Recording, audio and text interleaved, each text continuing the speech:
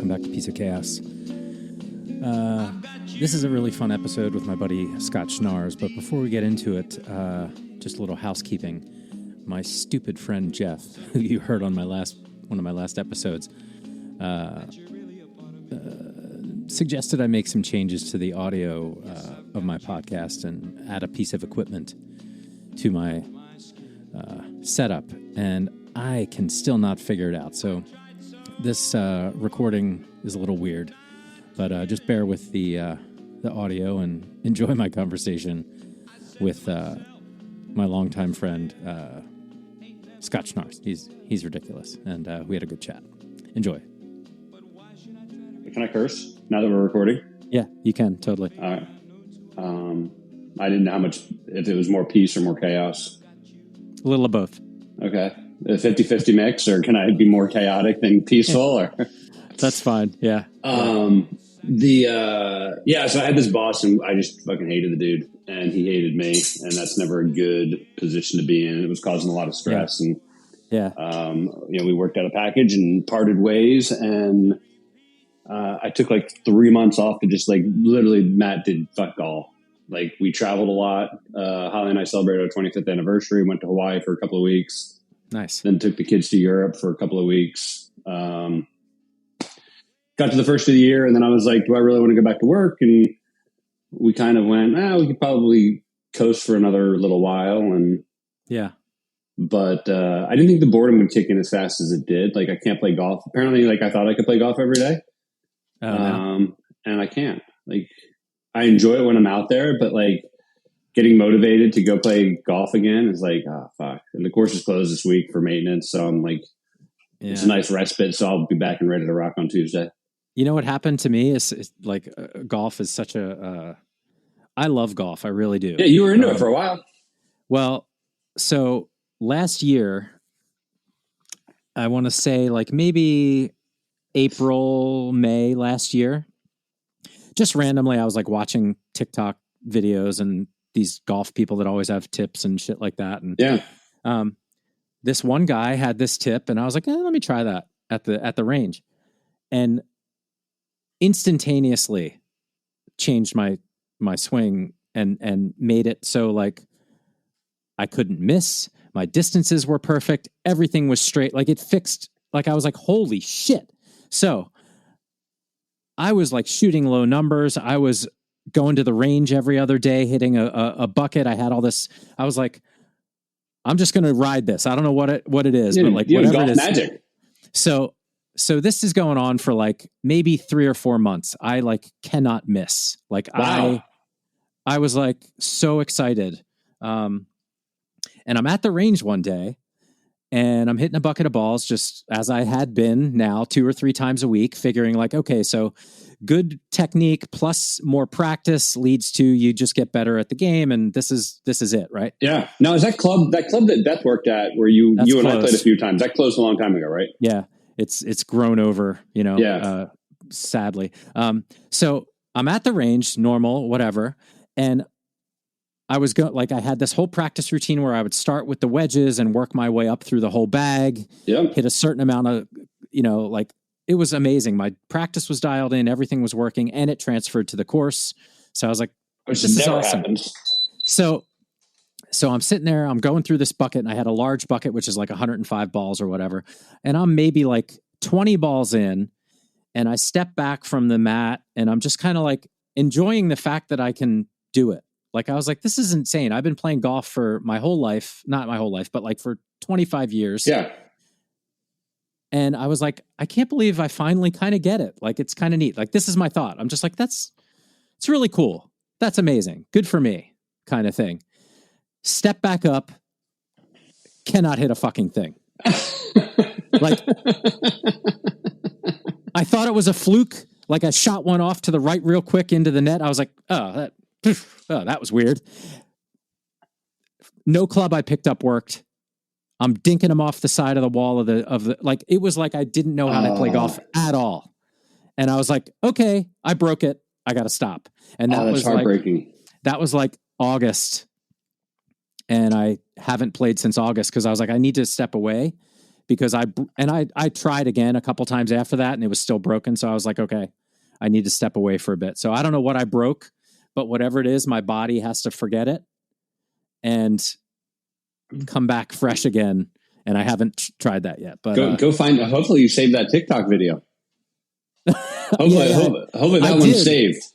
I did, but like that worked because I adapted what was my swing to that thing and it worked. And then it all of a sudden didn't. And it could have just been in my head. You know what I mean? Like, I don't know, but I haven't tried again. Like, also, I think I broke my swing because I was in my backyard with wiffle golf balls. Yeah. Practicing short game over, like I would hit over the pool into a bucket, like trying to get like a laundry basket or something. Yeah. So I would do that 100 wiffle balls a day. And I was I was so dialed in, and it translated also to the course. But I'm wondering if doing that short swing more than I was doing regular, like I was like, I don't know, whatever I did, I broke it. So I put it all away. I was like, fuck you. I'm not going to play with you for a while. So yeah, we should play golf again. I would love these that. Days. I'll get back to it, but I'm not doing anything. I'll come down, or you can come up. Just know that my golf game is in a state right now that I can't speak to. You know what? This happens to everybody, and I went through it a couple of months ago to the point where I was like, all right, fuck it, I'm going to go get lessons. And coach looked at me for 10 seconds and went like, oh, this is what you're doing wrong. Just change this. Yeah. And he tweaked it, and he's like, yeah, it just happens. Like over time, you just kind of like, you adjust by half an inch or, a quarter of an inch every time. And next thing you know, you're like not standing parallel and you're fucked. Yeah. And that was such a brutal game. It's such a brutal game, man. I love it. That's what I'm saying is I love it enough to realize like, this is bigger than me. Like, it's fun. It's unbeatable. It is great. It is great. We all go out and try to beat it and it's unbeatable.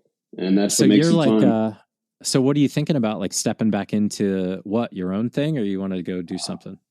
I probably will take there's a couple of full-time gigs right now that I'm really interested in, and being like head of sales for companies.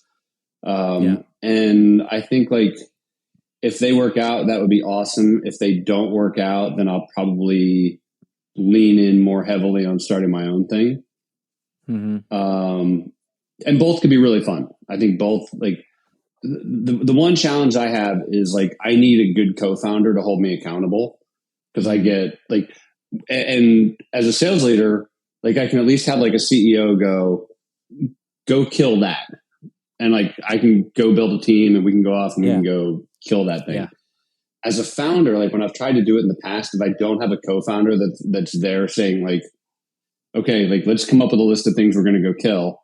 And like, you go kill half of them. I'll go kill the other half of them. Cause like, if I don't have that, I'm really bad at kind of doing that on my own. Cause I'll just be like, you know what? I'd rather go play golf today than make 50 phone calls on this. Like, and if I don't have somebody holding me accountable to do those things, like I'm not great at doing it on my own. I'll get to it, but it won't be the time frame. You need the skills gap where you're not going to get good at it all of a sudden. Like you old guys like us, I think, figure out what we're good at and what we're not good at. And you just kind of like, you know what? I'm never going to be good at that. Like for me, it's like the finance piece. Like, I'm the worst at it. I just don't care. Yeah. It's not why I'm doing what I'm doing. I understand it's important. And I love that there's people who love that part. Like make them do that and just take care of it. And it's not even just like, oh, that's beneath me or that's not my job kind of kicking over the fence. It's just like, do you want me to acquire this new skill that takes people a lifetime to get, or do we want to get an expert? Yeah, no, it's super smart. Right. Like they're not good at the shit I'm good at, and you have to pull it all together. Right. So, that's really, I get where you're coming from. Like it's one of the reasons I hesitate to like start my own thing, even though I probably could, because I know my skill gaps. Yeah. And I don't feel like doing some of those things. I don't feel like even learning them, quite frankly. Like some things I could be interested in and decide like, you know what, I'm going to get good at that. So I don't know, partially it's an excuse, but also it's like the reality of the thing. Like you can't be good at all the things. No, you can't. And finance is one of those that you and I just aren't good at. Thankfully, I've got a good buddy who's a really good CEO, and one of the companies that we're thinking about starting, I'm doing with him, and he's really good at like holding people accountable, and he's really good at like his superpower is just like, I will get all of these people to go in one direction, and I will hold them all accountable and just make them go. Yeah. He's really good at that, and it's been fun, and I've learned a lot just in a few months, like working with him on this thing. And like, there's a couple of like little ideas that I have that maybe I'll go back and recode myself that like could be, you know, I don't want to be like, you know, oh, this is like the next $100 million company. Like, I don't want that. Like, I just want, like, if I'm going to start my own company, I want it to be like, you know, if I could get like a $5 to $10 million a year software company that is just me, that would be fucking amazing. Yeah. Like, to me, that feels like a lottery ticket. Yeah. Yeah. I mean, it's a crazy environment. It's changing so fast all the time. You know, this whole AI thing is bananas in the tech world. Yeah, and it's impossible to keep up with, right? Like people I know that do it for like full time, they're like, I can't keep up with it. Like there's a new technology every day. There's something new laws every day. There's a new something every day. Like, yeah, it's which is kind of cool. Like we now live in a society where if you and I wanted to, well, that's debatable. We do live in a society, whether we like that society or not, or we like the direction that society is going. That's a little bit more of the chaos than the peace, I think. Yeah.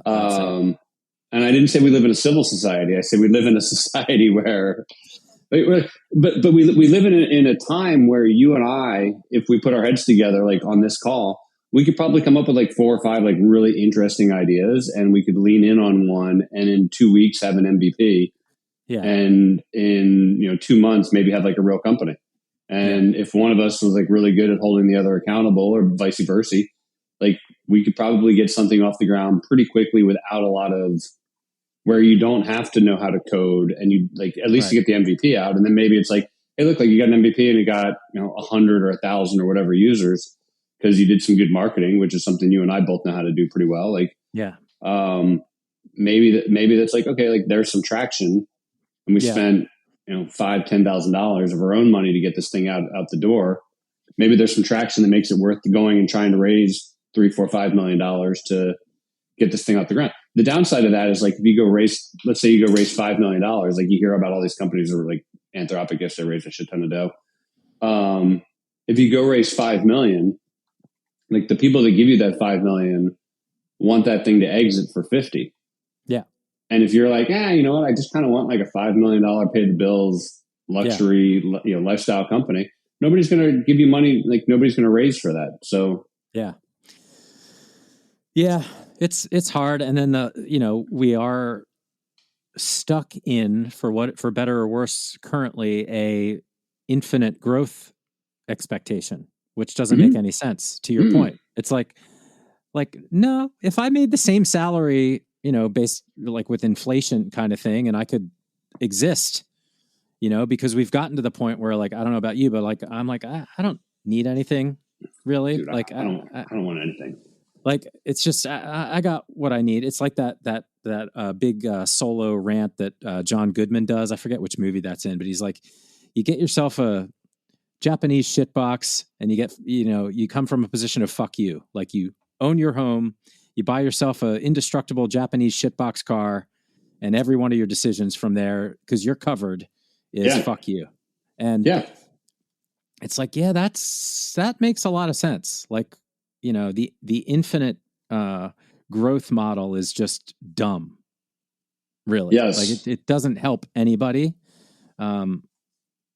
Except the 1 or 2 people at the top of those things. And we're seeing the effect of that, obviously. But like, it's almost like, you could start a company, but you'd be considered a failure if you maintained the same thing every year. Like you're not allowed to do that, right? Yeah, I don't know. I feel like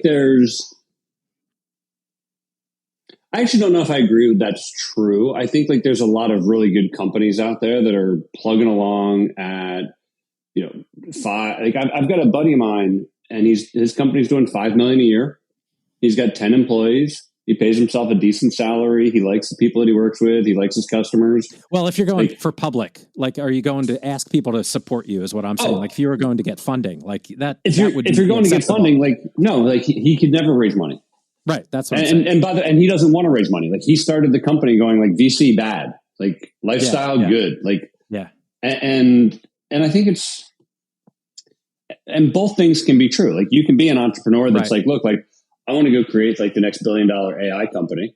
Fucking awesome. Good job. Like go get them. Like there's people that'll fund you and like you can hire lots of people and that'll be amazing. Yeah. And there's people out there that are, I want to start like a chain of laundromats and it's going to generate, $2.5-3 million a year. And I'm going to take off $1 million a year in profit and my life will be great. I'm making $1 million a year. I go empty quarters out every fucking week. Yeah. Periodically I got to replace the machine. Nobody wants to write about that because it's boring as hell. Yeah. Nobody wants to invest in it because it's not going to have like the growth that you want to get out of it, right? If I give you $1 million to go build laundromats, like my intention is like either I'm investing in that because you're going to pay me a dividend on it, which is cool. Now I've got like, mailbox money. Matt's Wash is paying me $10,000 a month on $1 million that I gave him. That's really cool. Yeah. Those are hard loans to find, or that's hard money to find. Yeah. Because people want like, I'm going to give 100 companies $5 million. So I'm going to put $500 million into 100 different companies. And I hope that one of those becomes a $10 billion company. Yeah. It's the reason people go to Vegas, right? I'm going to put, a bunch of chips down on all different numbers and hopefully it hits. And if it does, fantastic. I get 34-1 or whatever, 37-1, whatever Vegas pays on roulette. You can tell I don't gamble. I don't even know how many numbers are on the board. I know there's 2 zeros and 36. I think they change the rules all the time. They're adding shit. Yeah. To make it worse constantly. That's why I just play craps. It's like the fun one. Like, you get to throw shit dice. And yell. Exactly. Yeah. And once in a while they give you some money back. So I think I don't think that there's anything wrong with that kind of business. I just think like it becomes difficult to raise money and nobody wants to write about a business that's like cranking along at $10 million, paying the founder $2 million a year, paying the employees really well, covering their health insurance. Like it's just not sexy. Yeah. Yeah. I would love to find that company. I would love to go work there. Yeah. I fucked up in my career. I had that company at Cloudinary and I fucked it up and left. So really? Yeah. Yeah. I mean, it's a great company, like great company, good people, cruising along, $150 million a year, profitable, not growing super fast, not tanking, just kind of doing its thing. And it's fantastic. Yeah. What did I just get here? Picture-in-picture mode closed to maintain recording quality. Okay. That's cool. All right. Thanks. Thanks, Riverside. Oh, yeah. Thanks, Riverside. Good job. Love you guys. Yeah, it's crazy. I don't know. I just switched jobs and I really like my new company. It's going good. Well. What are you doing now? I'm, a biotech executive. Yeah. It's You're making like frogs with 2 heads or Blinky the 3-eyed fish. Like, no. I mean, I'm on the operational side. So the science of it doesn't really impact me. Sometimes it's a benefit. Like in this case, it's, I'm very aligned with the mission and their product portfolio and stuff like that. So it's good, but like, what's their product portfolio? I should know this before I come on your podcast, and I apologize. It doesn't matter. I don't talk about business too much on here. It's about like my job or anything, but it's all cancer treatment. Okay, nice, good. Yeah, good. We need more of that. Yeah, I mean, for any specific type of cancer, or just kind of in general, like how do the cells mutate? Several different types of cancer drugs right now, but the real mission of it, which is really inspiring, is not like, I don't know if you're watching the life sciences market or whatever, but like companies are starting to stop really doing cancer research because it's so expensive and the return is so low and it's such a high bar to stay in the market. And they're moving to big ticket item things like, fat, like Ozempic and weight loss, all that stuff. So the mission here is around like getting treatments globally available to more places where it's not. So it's one thing to get a cancer drug approved in Europe or in the US, but like there's a lot of other countries that don't have it, and there's still people there that have cancer. So like, if I get cancer in Mali, I figure I'm just kind of fucked. Yeah. So I like that part. That's pretty, really cool. So go back to the weight loss drugs. Yeah. Right. So companies are like giving up. Like I know like Ozempic, obviously, and the other one that starts with, I think, an M. Yeah. Is like really popular, but you have to, you only, this is where infinite growth comes in, right? So you only have so much R&D money to spend. Yeah. If you could spend less on the trial and the approval and make more on the treatment over time, you got to figure that balance out, right? And so if you have maybe a promising program that'll take several $billion and several years to get to in a rare cancer, or you have a weight loss product that could return that's easy to fill the clinical trial. You can do it in a place that it's not that expensive. It can go fast. The results are fast, and you can get it to market and start making money. What do you choose? Like they're stuck because they have to show infinite growth year on year, quarter on quarter growth. So you do that by making more money, cutting people out of the organization, changing your tactics. There's all kinds of different levers you can pull, but the portfolio certainly has a lot to do with it. Like there's not a lot of money in rare orphan drug disease. That doesn't mean that if 100,000 people have a disease, they just are stuck with it, because what company would go develop that? Like if you know you're only going to sell 100,000 of something, you're just going to be like, well, I'm not going to spend $1 billion to do that. Sure. Unless you're mission driven, right? So it's like, or you're going to charge $500,000 per dose, which a lot of these things do. And that doesn't really work for a lot of people. Yeah. The whole thing is kind of, there's a bunch of like levers that are kind of broken across the board. Like I wrote this piece a couple years ago in the MAPS journal about like very utopian view of modern science and drug development, which is never going to happen. But it just as a thought experiment, I was like, if we find the cures for things, why is that a profit center? Like in general, like other than to feed more innovation, right? Like that's the excuse, is like, you got to sell it so you have enough money to develop new stuff. I get it. But sometimes like the greater good would be you take the hit and donate the cure to society. You know what I mean? Like, didn't they do that originally with insulin? Maybe. And I feel like they also kind of did that with the COVID vaccine. Well, they gave it to everybody for free, but the government still paid Pfizer and Moderna for it. Right. But then it was given out for free. Right. But, you know, whether the efficacy and safety of that was sound to do that in this case, we don't know. Maybe, you know, like hopefully it was good, but we don't know because the long-term follow-up studies are occurring in real time.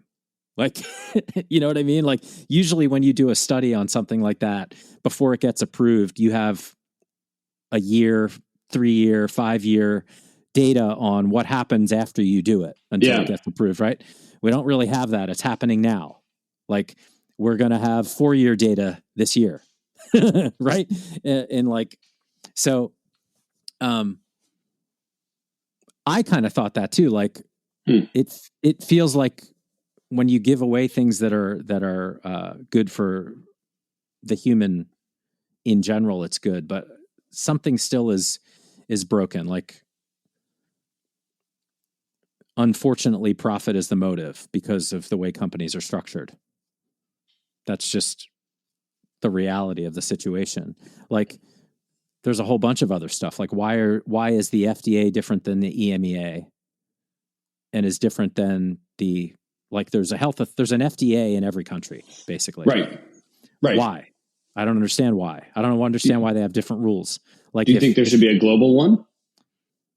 I mean, all the drugs are for humans, right? Like, I mean, I assume, like, by the way, like, I'm talking out of my ass because I don't know shit about this. I assume that each individual FDA is making a risk assessment for its population based on, what's the risk of taking this, right? Because there wasn't any, I don't think that there was any country that was just like, no, we are banning the Pfizer vaccine. Right. I think unanimously every country went like, how do we get some more of that shit? But it didn't go to every country. Remember, like it's not licensed and available in everywhere either.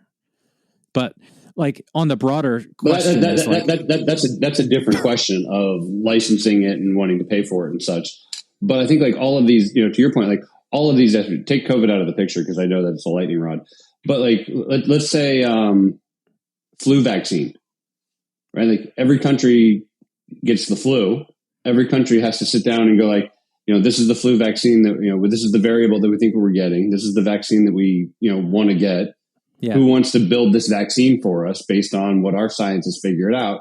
Yeah. Oh, Pfizer's willing to do it, and Moderna, like all these companies are willing to sign up for it. I assume they're all doing similar research and sharing. Like one of the interesting things to me that like really fascinating things to me about COVID was how much all of these global FBAs shared data with one another. Yeah. Yeah. That would be good if that was always that way. Trying to quickly come to a consensus globally would be useful, I guess. I felt like they did it. They kind of do sometimes. Yeah. But I don't think it's like, from my view, there's a big delay between each region in how it gets rolled out. And I'm sure. Yeah. So, but like we all agree that like, if you get cancer, like, you have, there's a couple of options that you have. You have radiation, you've got chemotherapy, you've got surgery. Like that's basically it. Immunotherapy now is the big one, which is changing the game because you can target individuals. Yeah. Right. Yeah, exactly. All right. So now you have a fourth one in there, but in general, everybody kind of agrees like those are the four. It's not like Sweden isn't going like, oh, well, if you just like rub some snow on your tumor, it's going to go away. Like nobody's like, right. We're all aligned that like chemotherapy, radiation, immunotherapy is probably the way to go. There is definitely some consensus that happens globally to a point. Now, whether it's like, is the you can have drugs that are approved in one place and not another. That's what I'm saying. It's yes. So that part to me is the part that's kind of strange. Well, that then I would imagine comes back to like, it's probably a politics thing, right? Like if, Amgen doesn't have any manufacturing in Sweden, doesn't really ship drugs to Sweden, doesn't really pay off doctors in Sweden. Like Amgen's probably not getting approved to be used in Sweden. Pfizer probably is. And I don't know who makes cancer medication these days. I don't know. Yeah, it's a weird, it's like, it's a weird thing. It's one thing to have like, I think what I was saying is infinite growth in a consumer good is one thing. Infinite growth expectation in human health as a capitalistic approach doesn't make sense to me. That's what I think I was trying to say. Like, it's still a company. It still needs to be profitable. It still needs to show all this stuff. But when the product is potentially life-saving things, that's where it kind of slips into like, maybe this shouldn't be like a regular for-profit quarterly revenue kind of situation. Yeah. That's all. So like, I was really excited when Lykos was like a public benefit corporation, which meant they're a pharmaceutical public benefit corporation, which means they are not necessarily beholden to return shareholder quarter on quarter. Right. Is Lykos who you're working with now? Better. I'm not working with them now because they changed their whole board of directors over. They got a complete response letter and got rejected from the agency. Big changes there. Yeah. Some of the mission driven stuff that I got into it for started to fade away. All kinds of reasons. That's a big hairball, that one. Yeah. But And I guess the other question then, Matt, would be like, where did my window of view go so I can talk to you? I've got too many Riverside windows open right now.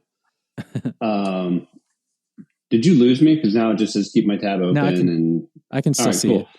Nice. The other question, like back to your point, like there's a lot of drugs that are out there that are, I'm sure, hugely profitable, right? So I would guess, like what I looked up was who makes Advil. Right. Go to Wyeth Pharmaceuticals in southeastern Pennsylvania. Yeah, makes Advil. I'm sure that Wyeth is hugely profitable on Advil, which probably, and you'd have to look at like the financial reports, but probably allows them to take a loss on a lot of other drugs that might be life-saving for the 100,000 And a lot people. of companies have like orphan drug programs for exactly what you're saying. Yeah. It's doable. Is that what you call it? Is an orphan drug program for like there's 11 people on the planet that have this problem and we'll be nice people. And we learn that there's this thing. Yep. Did you read that article a couple of weeks ago about the economic impact of Ozempic? No. It's amazing. Really? I'll dig it up. I'll send it over to you. So they talk about two things. Like they talk about how Ozempic controls your impulse. It's basically an impulse control drug. Yeah. Well, first of all, like if you're on Ozempic, you're buying significantly less food. So you start to see your grocery bills go down. But you also don't have that impulse purchase behavior anymore. And so much of the economy is driven by impulse. buys. Yeah. Like you go to the supermarket and you buy like your groceries and you're at the counter. You're like, oh, I guess I'll get a candy bar and I'll buy a magazine. What the fuck? Like, or, I'm going to buy Oreos because I'm stoned or whatever. Yeah. But you also go to the mall and it's like, oh, you know what? I'll buy the dress and I'm going to get a pair of shoes too because they're here and they're on sale or whatever. Yeah. And Ozempic takes out that impulse buy, and they were calculating that like 10% of the average person's purchases through a year are impulse purchases. Oh man, and think about like the TikTok shop and Instagram purchasing. Oh, exactly. Like that whole business is built on impulse buys. Yeah. And all of a sudden, like you've got whatever, 20 million people, 30 million people on Ozempic in America, 10%, 12% of the population. Like Jesus. If all of a sudden like that goes, like that impulse buy goes away, what does that do to the economy? You know, what's funny to me is that Ozempic is a shot. Like you give yourself a shot in the leg. Yeah. Right? All the time. Like I don't know the dosing regimen. Once a month or once every 2 weeks or something like that. Yeah. It's fairly often. And we just argued for 4 fucking years about getting a shot of something you don't know what it is, and you're worried about it, right? And people then get shots of shit that they don't know what it is. Weight loss. Let me jab myself. Yeah. How soon can I get them? Can I do 2? And it's like, what? And this one definitely messes with your brain. Like, definitely changes your 100% behavior. 100% changes your brain. Yes. So you hypocrite motherfuckers. Like these are the same people that eat Doritos. They don't know what the fuck's in Doritos. Like you look at Doritos, like, look, I just ate a power bar. What the fuck's in my power bar? Like I guarantee you there's a bunch of shit in here that I have no idea what it is. Oh yeah, sunflower Stevil. What the fuck? Stevil glycosides. I have a jar of those right here. Those are delicious. Isomalato oligosaccharides. Like, I don't know what I'm putting in my body. I'm just eating it because it's a protein bar, and I'm eating you for lunch. And apparently you need protein. Yeah. I do, because I'm vegetarian. I don't get enough protein in my system. It's mayhem, dude. It's absolute mayhem. That's funny. It's mayhem. People have no idea what they put in their bodies. And then like, oh, hey, get a shot to avoid getting like a life-threatening lung disease. People are like, no, I don't know what's in that shot. Like, how many shots have you had in your life you don't know what the fuck's in them? Like, all of a sudden these armchair fucking scientists are like, oh, I don't want that. It's bananas, dude. I think the Ozempic thing is really interesting. I've talked to a couple of people that have taken it, and like, it's when they explain to me how it manifests in their self-talk. Yeah. I was just like, whoa, that's crazy. Like, it's really interesting. Like, like, I have self-talk about food in the way that like sugar. Okay. So take sugary things or snacky things like candy or whatever. Yeah. Of course I know it's not good for me. Of course I know that. Like, of course it's a waste. Of course it's zero use to eat it. It's just mouth pleasure. Right. So yes. once you swallow it, it's over. Like you should literally just chew it and spit it out maybe across the board. Same with McDonald's. Right? Yeah. 100%. Yes. So I don't know what's in that. So but fuck, I'll take McDonald's French fries all day. But it's like once you like have that self-talk, either of like, I probably shouldn't have this, but I'm going to have this. That's kind of my thing is like, I'm deciding to do this thing I know is bad for me on purpose. I get it. Okay, fine. But this like changes the whole conversation that you're having with yourself. If your conversation was you never had that self-talk, right? So people who maybe have one side of the spectrum or another where they're like, oh, I never even thought about it. I just eat it if it's in front of me, right? If that goes away, me. And all of a sudden you have the self-talk of like, I should probably only have one of these. Like somehow, or I should have none of these, and I don't even care. I'm completely neutral. My impulse is zero. Like I see, if I see a bowl of ice cream and I'm not having ice cream, I am in a war with myself for a few seconds of whether or not to just have the ice cream. Oh, I'm the same way with cookies. Right. So you're just like, fuck it. I'm an adult. I can have cookies. I'm an adult. I can eat ice cream. Like I can't like the idea that a drug could eliminate that temptation is really fascinating. And then it's like, awesome. Well, what else does it do? And to your point, like, oh, I guess it affects everything. Yeah. My daughter said it makes you super fertile. Really? Which I didn't know about, but I don't really know. I don't hang out with 20-year-olds that are 20-ish year olds that are on Ozempic, but she's got a bunch of friends that are just like, oh yeah, I got fucking pregnant right away. Like what? Yeah. So I mean, so I wonder if that's an offshoot of it too. That's like an off-label use for people that are having trouble getting pregnant. Like I don't know. Interesting. Ella told me like, oh yeah, like she knows a bunch of people that took Ozempic and then got pregnant right away. Wow. It makes my buddy pass out. Like he's our age and he's like, if you stand up too quickly, you pass out. And he's like, a couple of times I've like fallen on the floor and thankfully I haven't cracked my head open yet. But we are so stupid as a organism, as a society. We're a bunch of dumbasses. So I wanted to talk to you about the robots. Yeah. Because your timing's perfect.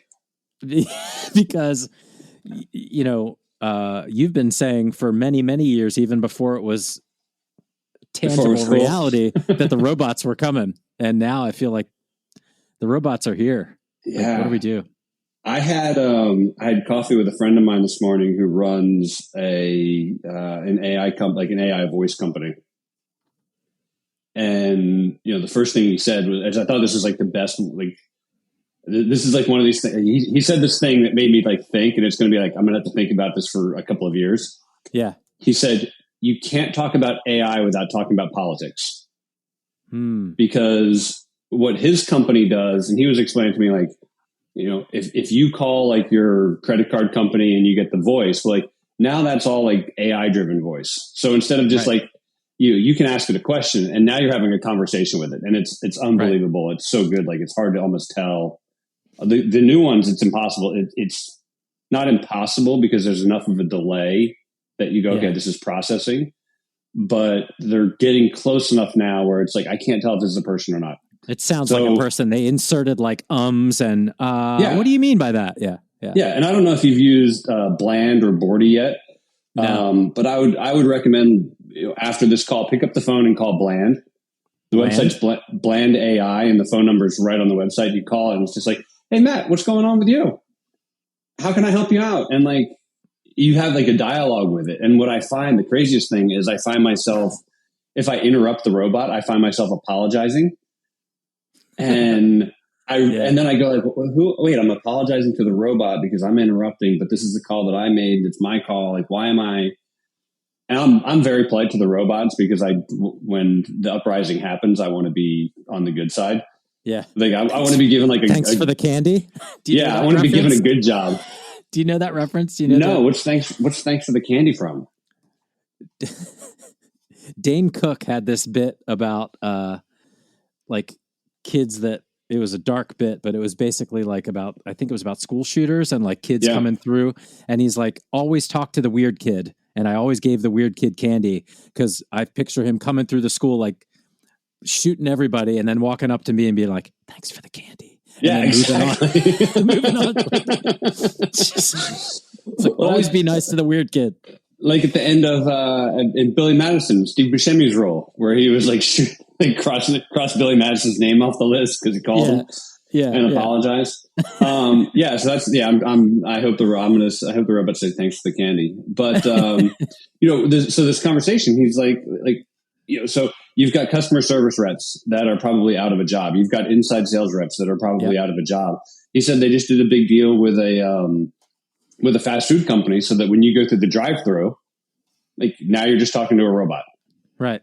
So if you work at a fast food place, kiss that job goodbye. So then it gets into the importance of UBI because you can't have, right now we're seeing lots of people lose their jobs. We're seeing in the thousands of people lose their jobs because of AI.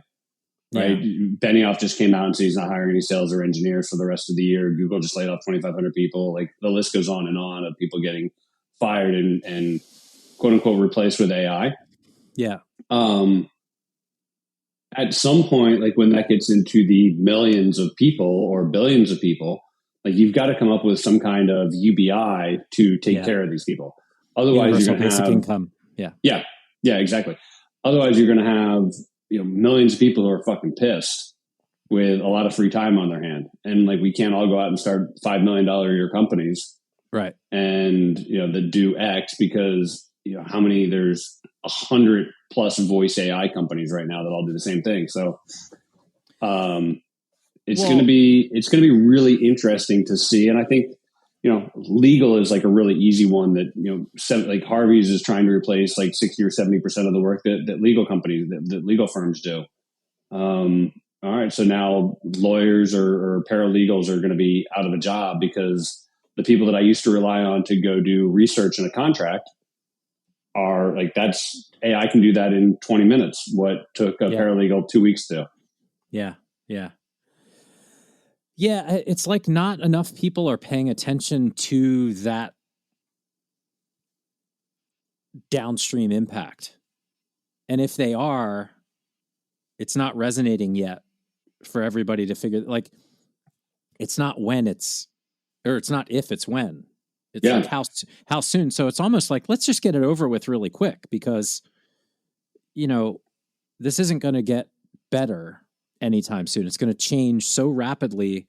We're going to wake up to it. I mean, one thing is like all the government layoffs that are happening now, obviously by the thousands, there's people out in the workforce that, whatever that's going to be, all the AI jobs, to your point, like of things that required,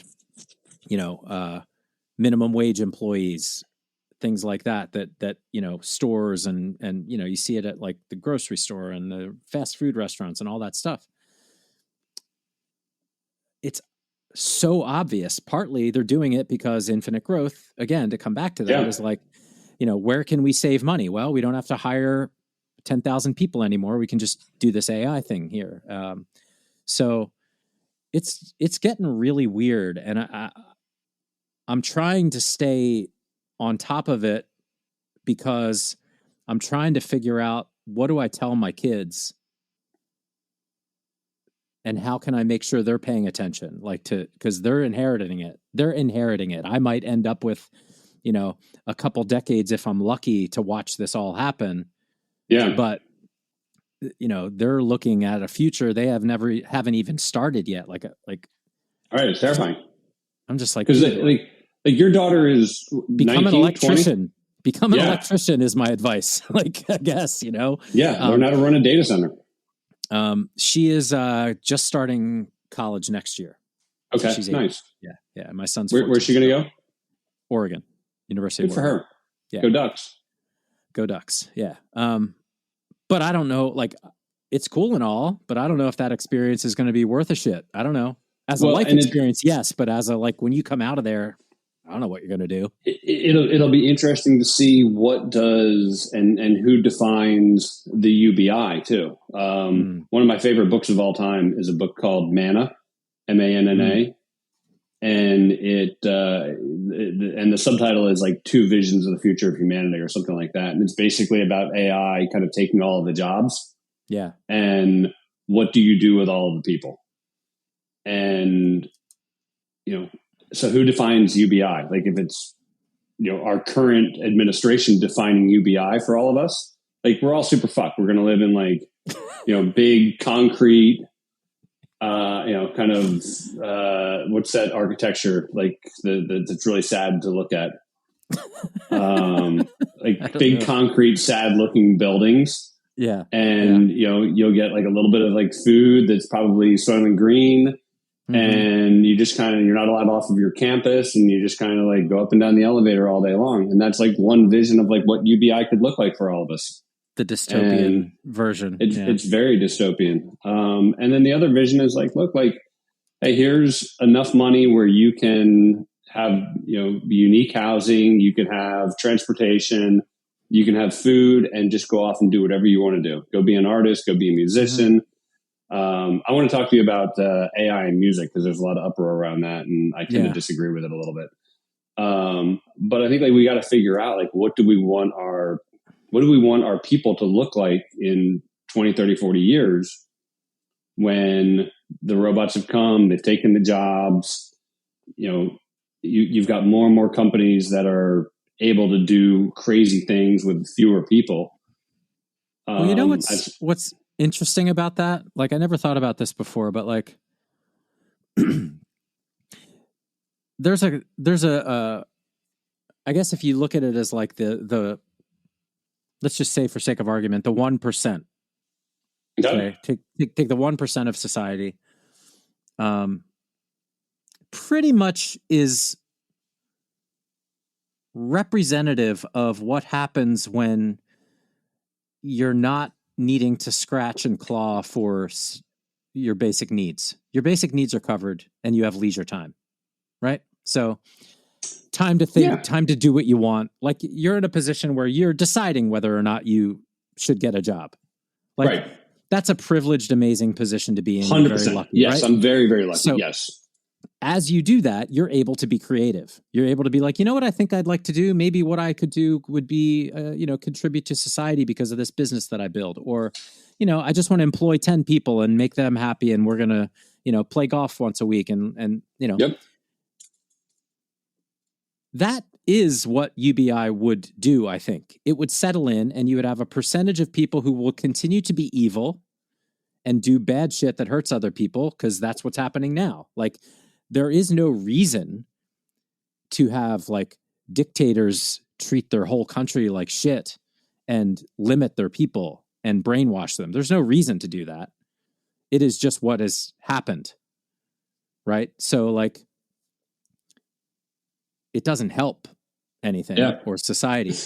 So it's like, can a UBI situation, what's the non-dystopian version of that? To me, it is like, if everybody kind of operated like the people who are lucky enough and fortunate enough to not have to worry about where their next dollar's coming from, where their next meal's coming from, the roof over their head, or their medical bills. Like, it's like a marketing issue. Like, how has this been demonized when it is actually probably the natural state of humanity in some ways in a capitalistic society, if you will, where things cost money, like, and you want equity, but that's kind of not like, does everybody need a mansion? No. Should everybody just have a square 5x5 cell? No. Like, that's not, you know what I mean? So it's hard to implement, but I think the vision of it is like promising because you're like, yeah, if everybody could just do good things and create and follow their not follow their passions necessarily, but follow their inclination, their talent to contribute to society as a whole. How do you argue against that? Like, what's the downside? Some people get stuff they didn't earn, and some people are going to be lazy. Yep, that happens now. Guess what? Right.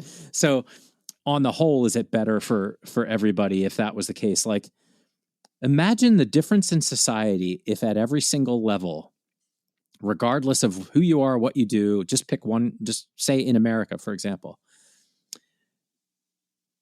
Please tell me the downside of everyone has their basic needs met.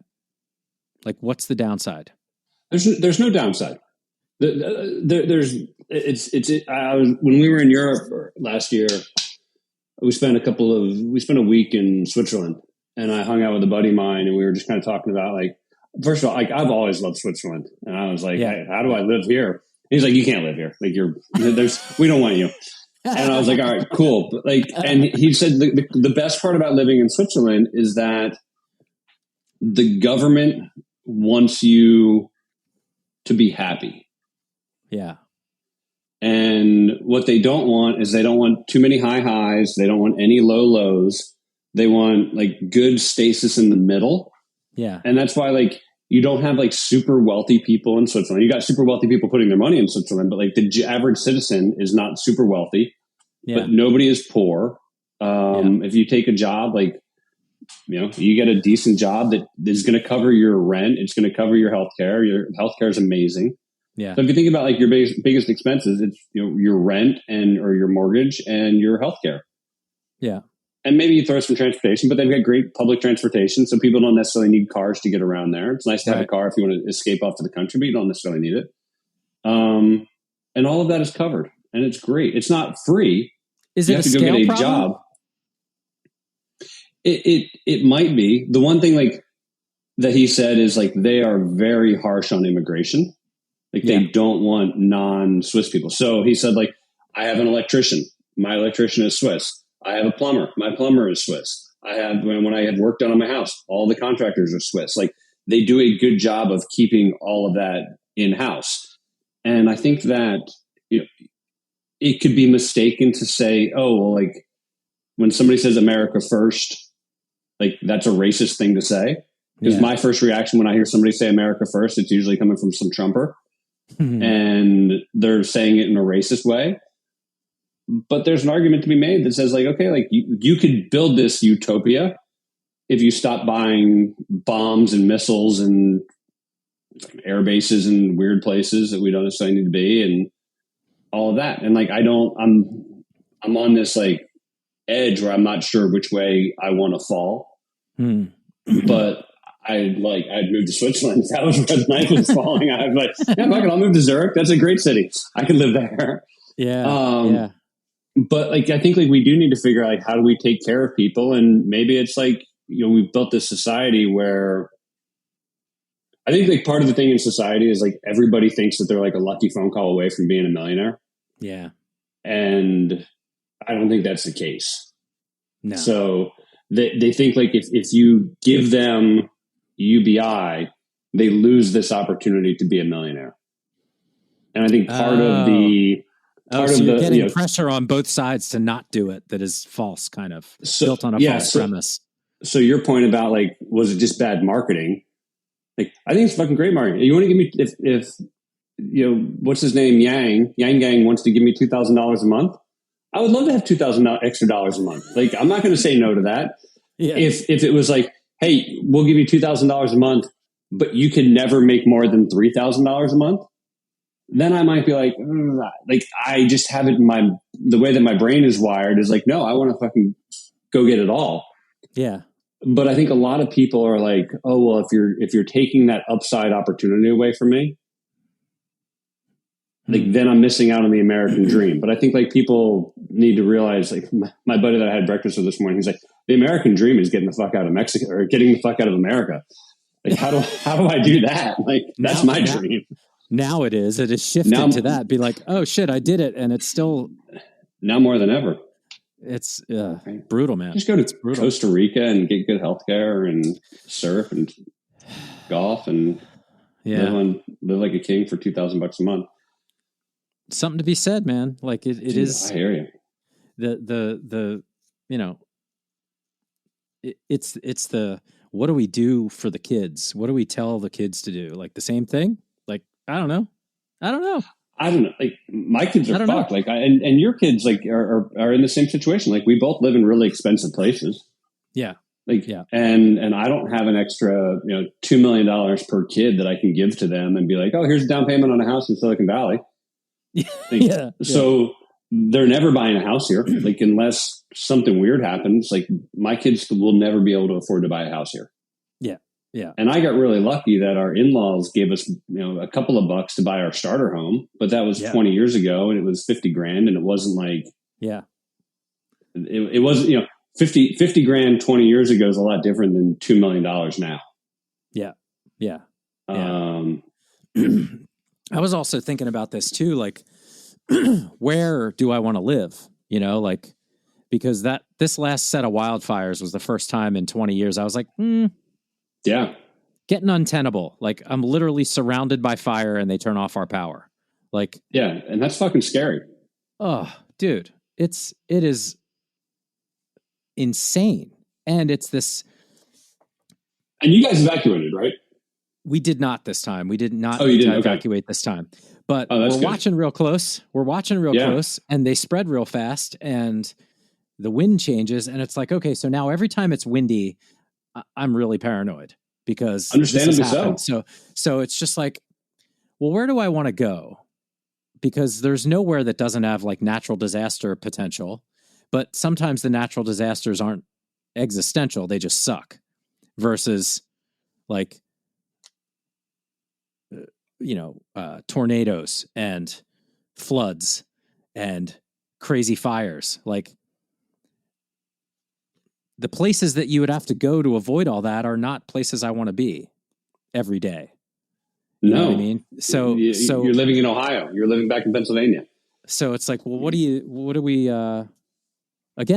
am I supposed to, you want to do the best by your kids and give them the best information you can. But I feel like all of our information is kind of useless because it doesn't apply to the world that exists now. It applies to the world we grew up in, which is gone.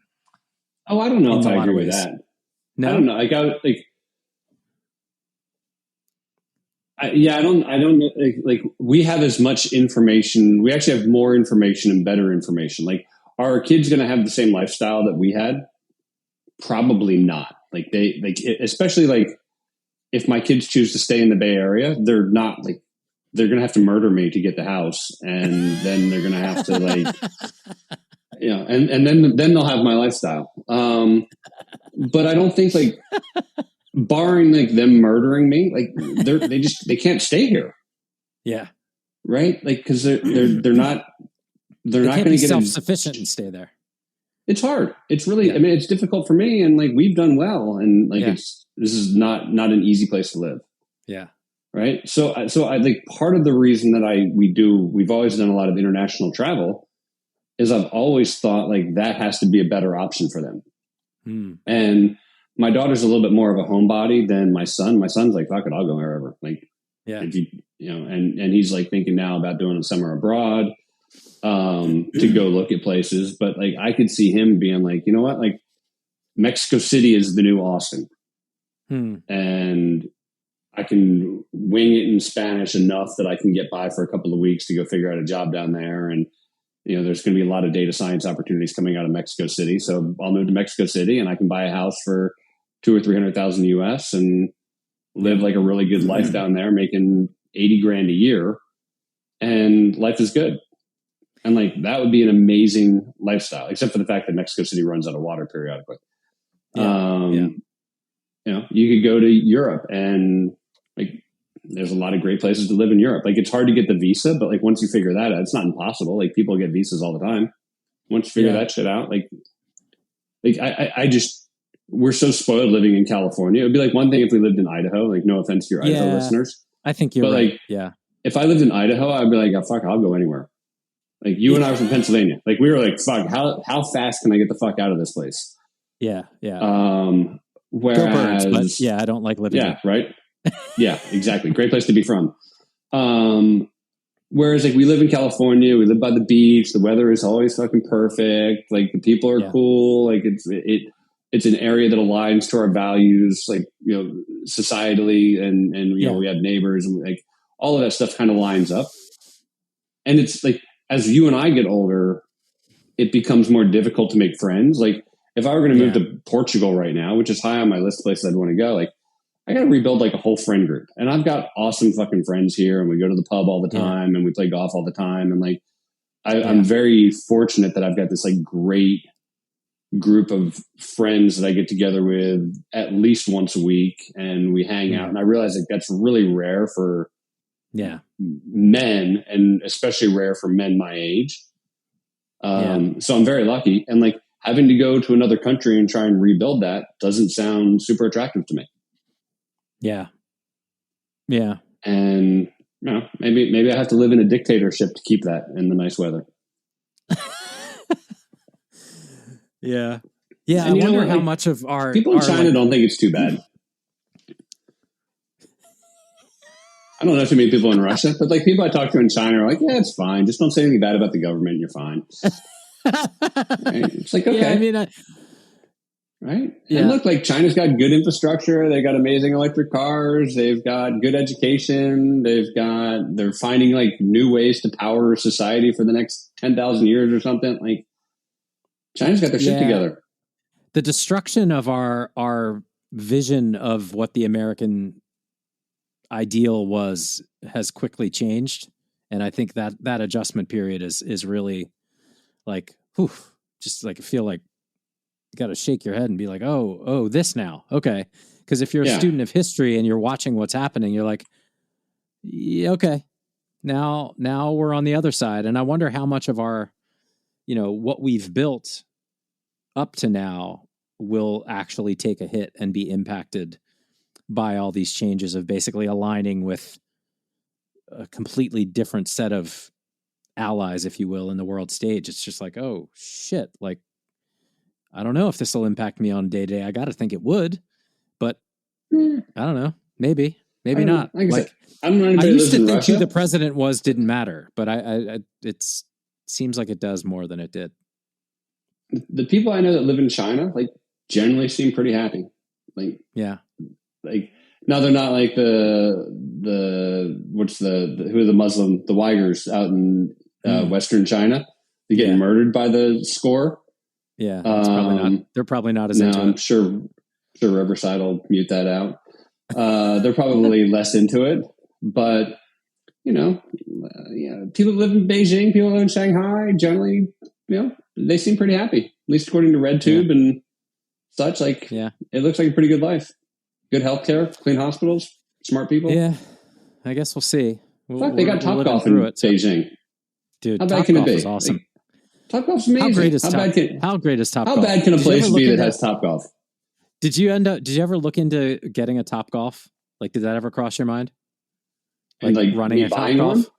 Yeah. What do you mean? Like owning one? Yeah. No. I've looked into getting like putting simulators into airports because I think that would be an awesome thing to do. You have to do it in airports that have lots of layovers. Because you want to find like that person that's got like, oh, fuck, I got the 3-hour layover at DFW. What am I going to do? Well, I'll go hit golf balls for an hour and pay $100 for that. Yeah. That's good. They're just not airports that I want, like near where I want to live. Right.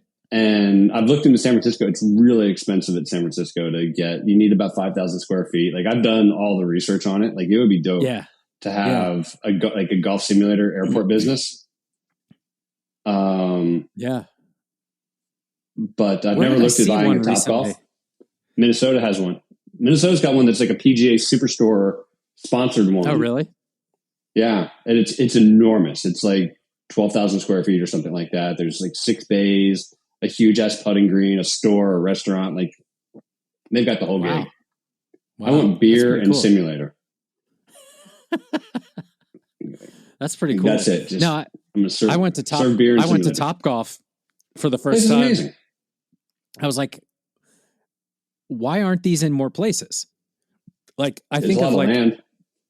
But yeah, if you already have a regular driving range, why not turn that into a Topgolf was my thought. Like you have the space already. Oh, they did that.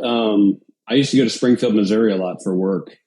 And there was one, it was exactly what you just said. It was a driving range. And then they just like bought the technology from Callaway and set it up. And they had, John's driving range, but it was basically Topgolf. Oh, wow.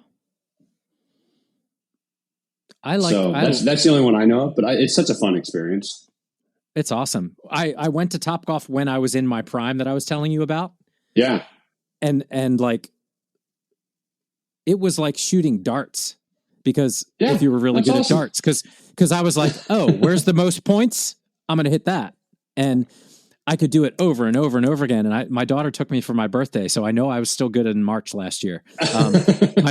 My daughter took me for my birthday. And, wait, when's your birthday? March 23rd. So, oh, nice. Coming up.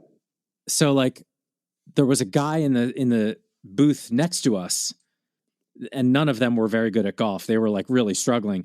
And I was just bombing 200-yard dead center into the back of the net, like where it's 200 points at the edge. Oh, nice. Over and over and over again. And they were like, Jesus. I'm like, whatever. I gotta tell you, I'm good. But that faded away quickly. But driving home from there, I was like hitting Claudia with all these questions, like look up how much this costs. Look up how much is the franchise? What does it cost to build? Yeah. What's the, how much do they make? And I was like, why aren't these everywhere? Because it was great. But like now that I'm terrible at golf again, I'm not that into the idea. But I was just wondering if you had ever seen like that and been like, oh yeah, that's a good one. That seems like a no brainer. How does it not make money? Topgolf is like going bowling. Like, nobody's good at bowling. Like there's like 11 people on the planet that are good at bowling. And like the rest of us go and drink. Like, yeah. And that's what Topgolf is. Like it's so much fun. And it doesn't matter how bad you suck. Because they got the music and they got the food and the cocktails and you're playing the Angry Birds game or whatever you're playing. It's fun. Yeah, it's amazing. And it was the place we went, because I think, and I wonder if there's a balance here too, is like there's not many of them. So the one we had to go to is like an hour away. You had to get a reservation. It was packed all day from the time they opened to the time they closed. And maybe it's because they're not everywhere that they can do that. Because there's like one in Vegas, there's one in Inglewood here, and it's just like maybe it's a somebody's done the study of how many population density you can still maintain that. I guess I don't know. Yeah, I'm sure the good people at Callaway have figured that out. I bought Callaway stock when they acquired Topgolf. Like expecting it to blow up, and it fucking shit the bed. I finally sold it at like a 50% loss. Like, no, the golf business, I don't think is a good business. It has a cap. I think like it's expensive. You can it's time consuming. It's amazing, but like, and that's what makes Topgolf so great. You can go there for 2 hours and have a blast. Yeah. Yeah. And it might be, if it takes you half an hour to get there, then you're out 3 hours instead of the 8 hours you are to go play real golf. Yeah. Yeah. I've taken, like when I was playing more, I was still just playing 9 holes a lot because I'm like, I can't do 18's too long. Like I don't have that kind of time. I get it. It's a lot of time. Like part of the reason I joined a club up here was just like to be able to go out and play in 3 hours. Yeah. And like our club has like a very strict, like you have to be finished in 3 hours and 45 minutes or get the fuck off the course. Oh, wow. Yeah, if you're not, like, you hear about it. Yeah, yeah. And you were playing a little slow. You're holding some people up. Like, either let them through or get your ass in gear. And yeah. So it's nice. And on a weekday morning, like I can go out tomorrow morning and finish in under 2 hours. Just go out by myself and rip through. Nice. Yeah, tee off at 7. I'm home by 9. Great. That's easy. Yeah, that's good. A little bit easier to sell. So the robots are going to take over. We're going to get some UBI. Robots, yeah. We're going to get UBI. We're going to be more creative. Tell me about your thoughts on AI for music. Very similar to how I feel about most electronic music. Okay. Which is there's an intangible quality of it that doesn't move me. Fair. I think it's the imperfection of humans playing instruments together at the same time that make it what it is. I feel like that's part of what has hurt going to see live music. Is like everything sounds like it's right off the record. Oh, yeah. I was back east recently, and as you know, like my dad's a big musician, my stepbrother's a big musician. And I was talking to them about it, and like my stepbrother is just like, AI is going to ruin music. But my dad pointed out that like when you go see a band live now, like it sounds studio quality. And I did some research, and like in the monitor of the drummers, they've got the metronome going. It's a and choice. The monitors, like everybody's got the metronome going, so everything is like perfectly on beat. Time. Yeah. And you don't have those errors that you would get, or you don't have like the impromptu stuff. Everything is like so much more scripted now. It's tied to a light show. It's tied to a video presentation. It's on the beat because of, Well, it depends on the band. I didn't even think about the light show, but that's 100% true. Yeah, it has to be. It has to be. So, and they have these things for drummers that it's connected to your seat. So you actually feel the beat in your ass. It's called like a rockin'. There's a name for it, but it's like basically you have the in-ear monitor with the tempo, but you also have it hitting your seat on the beat. So it thumps the stool. Yeah, it's pretty crazy. Holy shit. That fucking guy from New Order would be dead. He would just be like hitting that hi-hat over and over and over again. There's enough like Foo Fighters, for example, doesn't use a click. Okay. So there are bands that don't do it, the rock bands and stuff, but like any of the new like modern bands that are like, less than 40 years old across the board grew up with digital time-stamped backing tracks. Yeah. All that stuff. So it is pervasive. Like we've seen there's a couple things that happened. One is really interesting, which is the speaker technology. So the parabolic speakers that you see at concerts that kind of look like they're on a curve when they're hanging from, that didn't exist before. They just had a square pile of speakers. And if you went to like a big festival, there'd be a big square pile of speakers like every 100 yards. Right. Yeah. Well, that sounds like shit unless you're right in front of it most of the time. And also if it's a big high pile of speakers, a lot of it's going completely over your head or right into the crowd and getting lost. So it just sounds like shit, which is why you could walk around a stadium and it sounds different as you walk around back in the day. Like you could hear a completely different mix if you're just walking around in the background, right? Like Lollapalooza or whatever.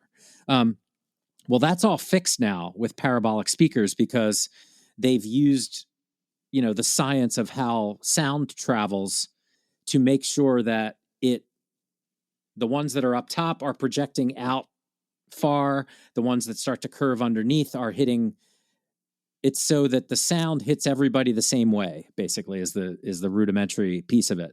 So like if you go to a big arena now and the band has modern parabolics, it sounds amazing everywhere to the point that even the instrument mix is perfect because you're actually hearing what's coming out of the board. You can actually hear it without the physics getting in the way, which is how it always was before, is like the physics of the room, the physics of the speakers made it sound shitty everywhere else. Even if the board mix and the monitor mix for the musicians was perfect, depending on where you were, it sounded like shit. So that goes away, which does that parabolic speaker, does it have some kind of monitor in it that's like hearing the rest of the room like my headphones do, and then adjust accordingly based on?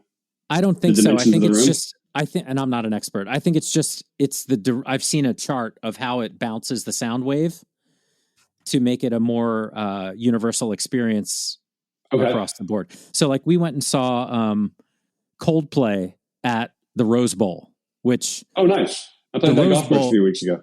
It's amazing. So, but I was expecting it to be terrible because the Rose Bowl is a big open bowl that's old and cement, right?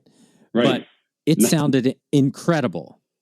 And like to the point where you could hear at one point, Chris Martin was like literally whispering into the microphone, and he was the only thing happening was him talking, and it was perfect. And wow. Okay. You could hear individual instruments perfectly, and it was awesome. But then we went and saw Billie Eilish, to your point about like the automation of it. We went to see Billie Eilish, and it was amazing. Her voice is incredible, but like the band isn't even on the stage. They're kind of like off the stage, almost in like an orchestra thing. Yeah. And the only thing on stage is Billie Eilish most of the time. And this crazy light show and all of this. And there's real musicians playing, but there's also backing tracks. There's also perfection. It sounded just like the record. I know she was singing live, but like she's really good and that's great. But like it is a different thing than going to see a band perform. And like I went to see Dead and Company at the Hollywood Bowl. Okay. And it was awesome because they're bad in a good way. Like they mess up a lot. Like, and John Mayer is an incredible musician, but when he's playing with the Dead and they make mistakes, he just kind of like laughs about it. They're just like, whatever. Like, you know what I mean? And it's a groove and it's a feeling. And that concert felt a million times better than like seeing a record reproduced in front of me. So I like small venues. I like old school music. I like a band actually playing together. And I don't know. I mean, I think I actually think it's making a comeback because, like guitar sales dropped off the cliff for years. Like Fender and Gibson were like really in trouble. Nobody was playing the guitar. And now I think the pandemic actually helped bring the guitar back because people had so much downtime. They're like, fuck it, I'll buy a guitar. And like just, you know, kids bands now are the youngins are like coming out strong with like retro rock music. And it's like, all right, I think people are figuring it out, but what isn't there yet is like a rebirth of traditional recording methods, you know, like old school tape recording methods, like the digital recording methods have become so ubiquitous, which feeds the AI, to get back to your point, is like, yeah, interesting. There's so much perfect music that it's learning from versus ingesting the decades of imperfect music, that what comes out of it is such a weird thing to me. Like I just, there's no substitute for taste, right? So you can have an AI generated thing,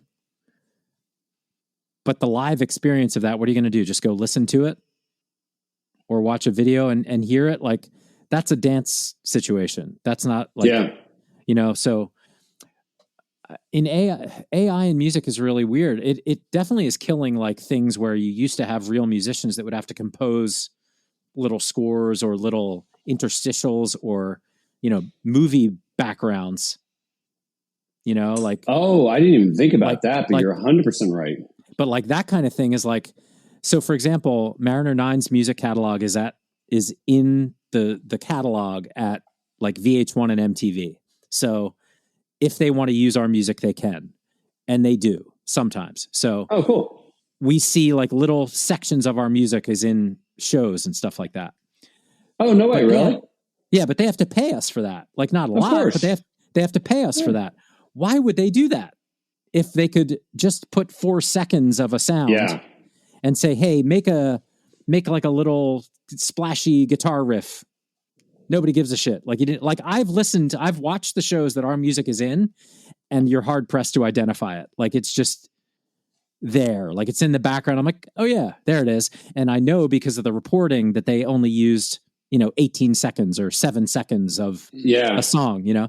So, and how does that work? They're just like filming a show and there's like a party going on. So they're just like, we need some like alt rock music, like what's in the catalog. And they search alt rock and they find you guys and they're like, oh yeah, this is the sound we're looking for. Yeah. And they play that. That's amazing. Yeah. Good for you guys. Look at you counting the money, making stacks. Oh, it's insane. I used to have, I used to not cash my BMI checks because they were just funny. Like they'd be like 3 cents, be like, yes, really crushed it this quarter, because that was like college radio stations writing down that they played our record that week. Right. So now, cause it's all digital, they know where it came from and how much it is. And now my check is like $27. Nice. Look at you. You can supersize it. You're just once a month. Like the Neal family's going out big. Oh, it's crazy. But I think, I don't know, man. I'm not threatened by AI music because I think music itself is too personal, but it is gonna blow up a lot of things, just like in every other sector where, like, you know, but it's always a derivation, a copy of existing tech. Like, it can't make it up. It pulls it together as a conglomeration of everything it learned before. So it's like nothing is original, even though the combination of it creates original. It's almost like sampling, right? Did sampling kill music? Nah, it just becomes another thing, right? So, like, I don't know. Although there was the AI in one of the Oscar-winning movies was half AI written or something, and it won a bunch of Oscars. Like, that's very controversial now. Yeah. So for the music or for the actual script? For the script, yeah. Oh, wow. But that kind of makes sense because AI is assembling based on probability. So if it's like, what is the most popular set of words that go together ever? Let's put them together. And of course it's good, right? But it wouldn't exist if somebody didn't have the original thought. So it's almost like there's this, you have the original thought that birthed AI, then AI tries to pull it all together and make something new. And now we can combine with the AI to make another new thing, which will make more fodder for the AI to, like, pull in. It's like we have to work. I feel like we have to work with it and benefit from it. But I can't tell. I saw the press release about both Brian May and Jimmy Page saying that, it's like going to destroy music forever, and like it's going to make it more expensive and harder to be an artist. And that might be true, but also, like, I can sit here and I can make music on my desk. I've got a piano in the corner. Like, I'm talking about joining a band. Like, it's, people will always make music. Like, to your point, it's like a very personal thing. I don't see AI. I think it will make it harder for distribution. I think, like, if you're an independent artist trying to do it for a living, it probably becomes really difficult. Yeah. Much more so than, like, even when you and I were in college and you guys were doing Mariner 9. Yeah. And starting to get some success. I think, like, it'll be hard for distribution, but people will still want to see live. Yeah. Like, to your point about Billie Eilish, like, amazing voice. But, like, when I go see a concert, like, I want to see a show, like a band perform, and, like, not a light show. I want to see, like, music. We do, but I don't think kids give a shit. That's true. Yeah. Like, they didn't grow up like that, you know? But there's a lot of shows out there. I bet Billie Eilish put on a great show. It was incredible. Yeah. And, from by all accounts, was the light show. The light show was incredible too. But like Fish has an amazing light show, but they were also playing the music. Yeah. Well, I went and saw Violent Femmes a couple of months ago, and no light show. It was just like a couple of dudes on stage. Like, it was great. Perfect. And it was awesome. And they were really good. So I don't know, man. Like, I don't know. It's a tricky one. We're not going to solve the world's problems. Listen, man, this has been really fun. I got to jump. It's always good. Another gig. It's always good to catch up. Let's do this again. I'd love to. Let's stay in touch.